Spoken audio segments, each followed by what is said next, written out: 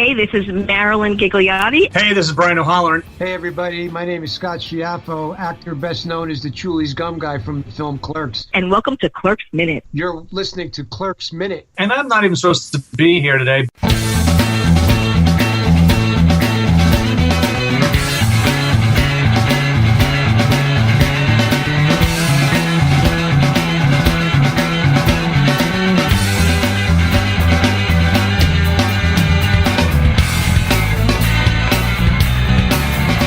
Hello, everyone, and welcome to Clerks Minute, the show where we break down the 1994 Kevin Smith classic, one cool random walking minute at a time. I'm Blake. I'm Kyle. And we are here to talk about minute 21 of Clerks.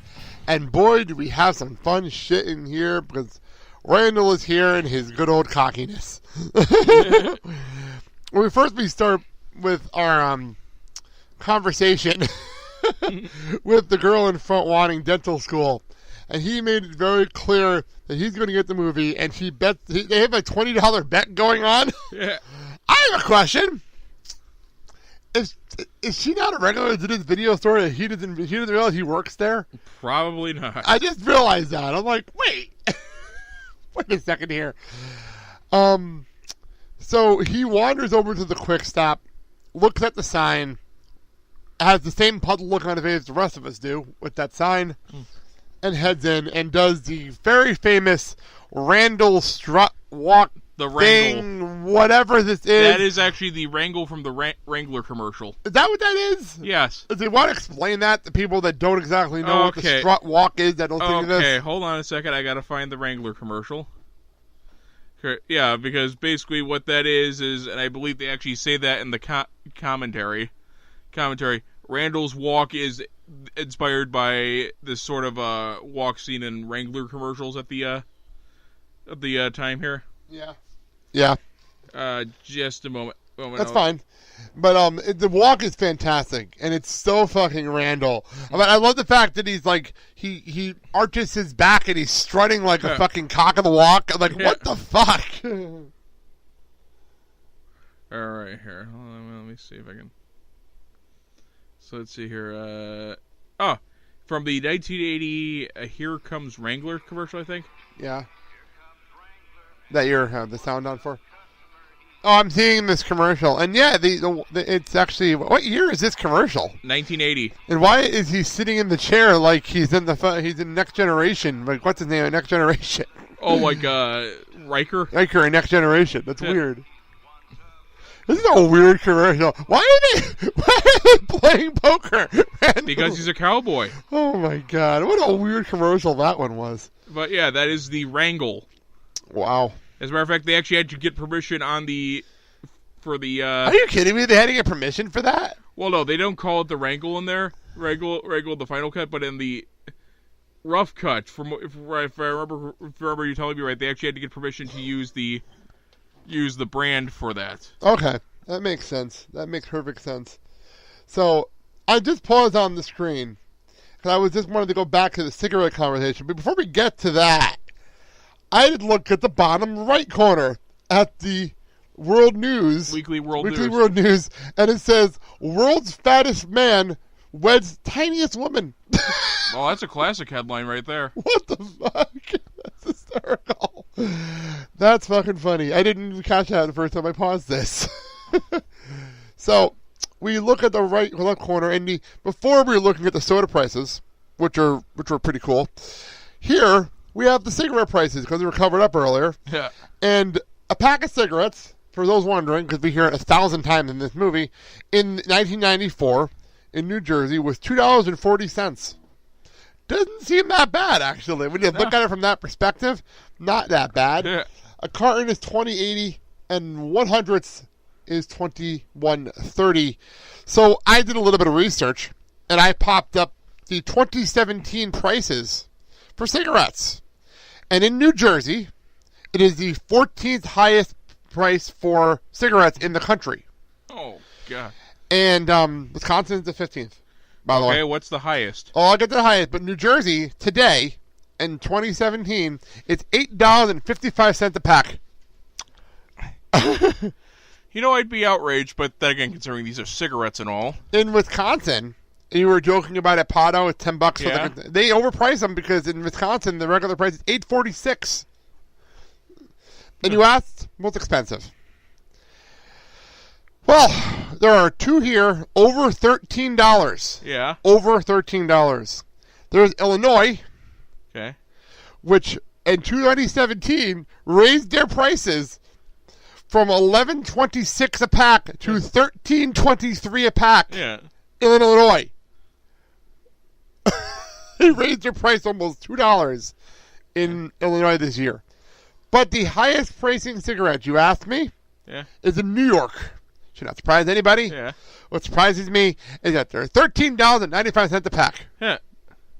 Really? Yeah. Really, New Yorkers? You're spending $14 on cigarettes a pack? You're spending $14 on something that could kill you? Like, come on now. Would you just pay this man to kill you? If you're wondering what the cheapest is, by the way, it's Kentucky Yeah. at $5.72 a pack. Just wow. Then again, it's Kentucky.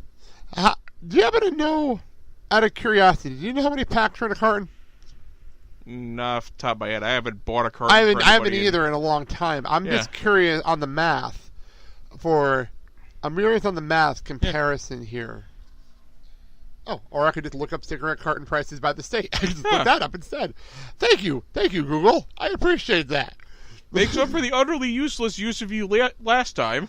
Yeah, so I have to thank Google for the information we're getting today. Actually, I just want to know how many are in a carton, because I actually don't know. What? Where's? Hey, I think we have a dog behind us that's leaving the room and just jumped over. We'll cut that out. Yeah. We'll cut that out because there's no reason for anyone to hear that. And that gives me a reason, it gives me a second to actually. Okay. So a carton of cigarettes.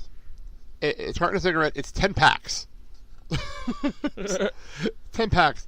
So if you take out your mighty calculator, which I have on the computer here, right now, so 8.55 in New Jersey, times 10 packs. What the fuck? That cannot be right. Okay. That came out to $85. That's ridiculous. So, yeah, you're spending a lot of money, you stupid people. Normally we try to be nice about this, but That's a lot of money. But that's a lot of wasted money. You're fucking idiots. That's a lot of money. I'm sorry. I can't. I just can't. How ridiculous that is. Yeah. So anyway, back to what we were doing here. So the prices have definitely skyrocketed since here, but that's expected over the years. Randall walks in and talks to Dante, which cracked you up. Because he goes and says, what are you doing here? He the whole story, why he's here. We do all this already. Yeah. But he goes and says, if I'd known you were here, I would have come later. How they haven't murdered each other yet? You know what? Sometimes you have that friend that's just a prick, and you love him for it. And I'm just being honest. You do have that friend once in a while that is just an asshole.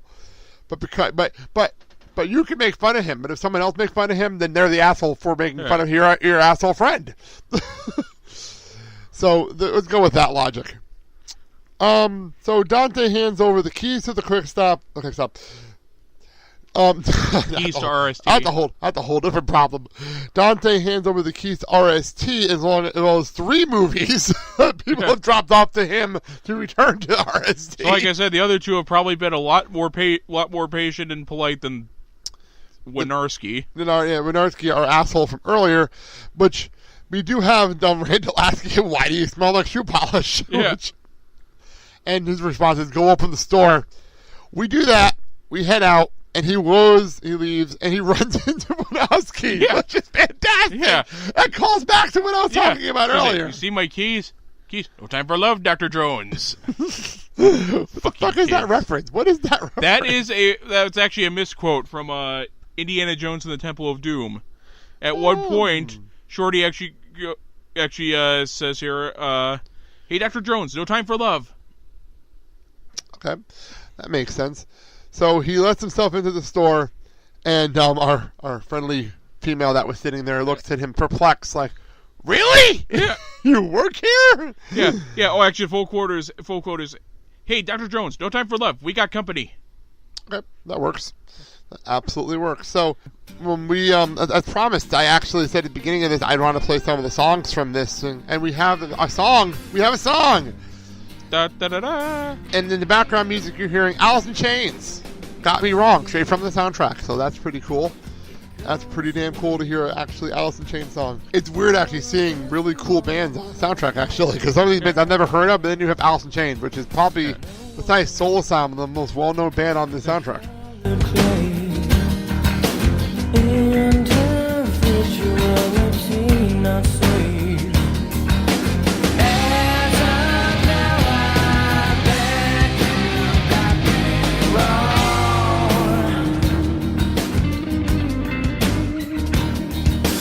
Far a damn sight better than Fall Out Boy and the Ghostbusters soundtrack. Oh god, that was terrible! That was so bad! Yeah. What the fuck was that about? That was one of the worst things I've ever heard. That was about trying to boost the soundtrack sales with an emo band. And I have no real problem with Fall Out Boy as a band, but that was a terrible, terrible version of that song. Like, one of the worst I've ever heard. And it is available on Spotify. Hearing Bill Campbell talk about the guy with the dead testicle.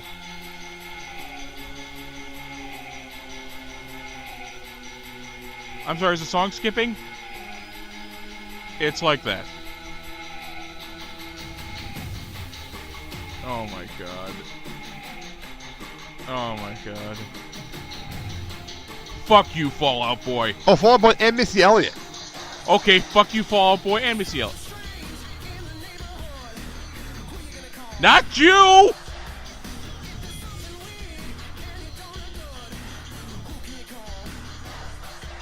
I have to put that in the background so people can hear that. Well, if that wasn't an ominous sign of the quality of the movie. What a terrible... And you released this with big hype. And everyone... And you know what? I didn't get to see the movie. I don't have this issue with the sex card. A lot of people do. Neither do I. I have an issue with that cover. And I never complain about covers. I have an issue with that cover. That was awful. I wouldn't have an issue with the gender thing if, they didn't treat it like it wasn't a big thing. But here, because apparently with the vocal minority on the internet, they decided to make it where every guy in the movie is either an idiot, a dickhead, or both. Okay. I didn't see the movie. I can't comment on the movie, but I really have no interest in seeing it either. I'm one of those. I love the original Ghostbusters, and I would have had no problem with a remake with females. I would have had no problem with it. Actually, from what I read, a lot of the problems that people had with it was that Sony decided to basically wrest creative control from Ivan Reitman and Dan Aykroyd. Oh, jeez. And basically, so that way they could make whatever shitty movie they want, and yeah. Well, that's that. That's terrible. So that's that. This will actually be a shorter minute, guys, after our rambling on Friday. I'm gonna cut us off a little bit early here. I will play the songs, though, so you'll hear the songs that we were just talking about in the background and hear them, especially the Alice in Chains song. That's an awesome fucking song compared to the Fall Out Boy crap we just heard, too. Yeah. But anyway, let's wrap this bad boy up, and I'll do the quick version of our plugs. Film and Web Radio, iHeart, Google Play, TuneIn Radio, etc., etc., etc. Moviesbyminutes.com. Find us there. Twitter, Facebook, Instagram, @Clerks Minute. And also, because we don't say this very often, I would like to thank the guys over at Star Wars Minute for thinking of this idea and how we are here doing this. And you'll hear from them in a couple of weeks on this show. So that's that. So till Wednesday when we get into continuing on with the life of Randall. Thank you for listening to Clerks Minutes. I'm Blake. I'm Kyle. Have a good day, everybody. Fucking kids. Smoking weed, doing coke, drinking beers, rolling fatties, smoking blunts. Who smokes the blunts? We smoke the blunts, rolling blunts and smoking.